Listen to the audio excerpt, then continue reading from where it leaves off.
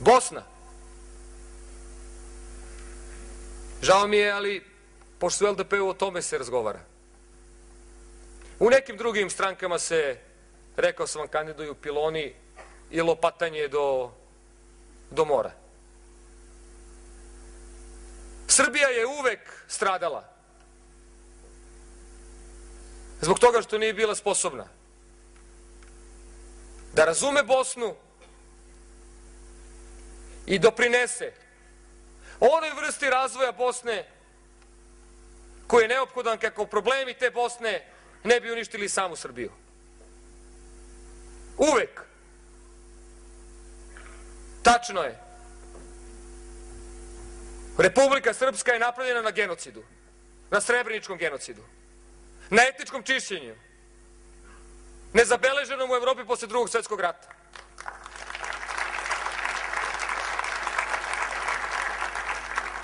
Tačno je da je bilo i zločina na drugim stranama. Tačno je da ljudi koji danas žive u toj Republici Srpskoj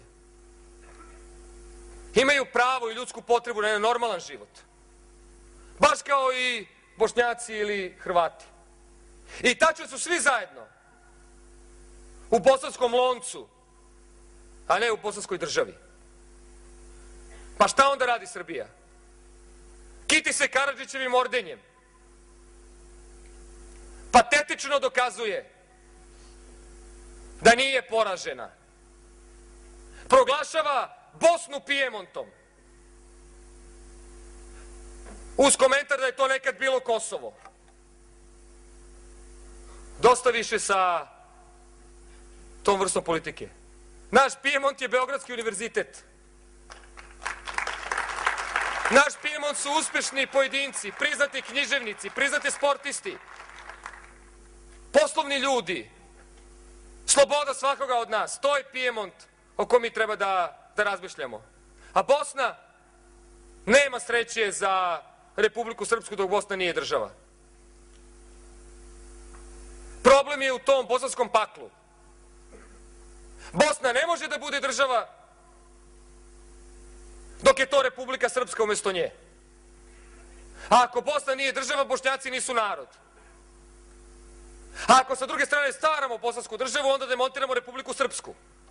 Pa onda Srbi misle da oni neće biti narod. Pa kako se to zove?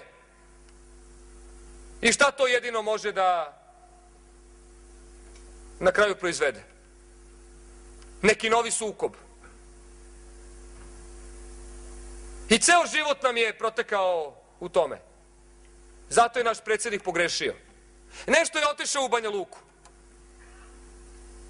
nego što nema prevelike razlike sa njim u Banja Luci i sa njim na nekom drugom mestu. Nije doneo toj Banja Luci i toj Republici Srpskoj ono što je potrebno. Nije dovoljno reći mi smo za Dejton. Ne. Republici Srpskoj je potrebna politika koja će je promeniti u meri u kojoj se to mora desiti.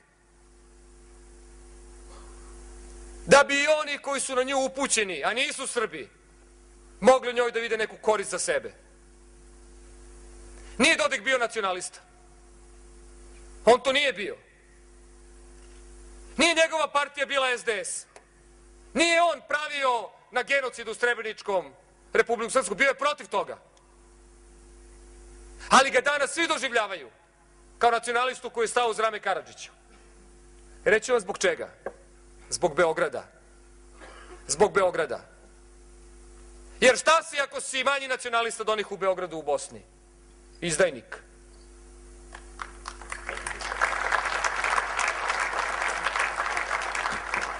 Promenit ćemo, moramo da promenimo politiku prema Bosni.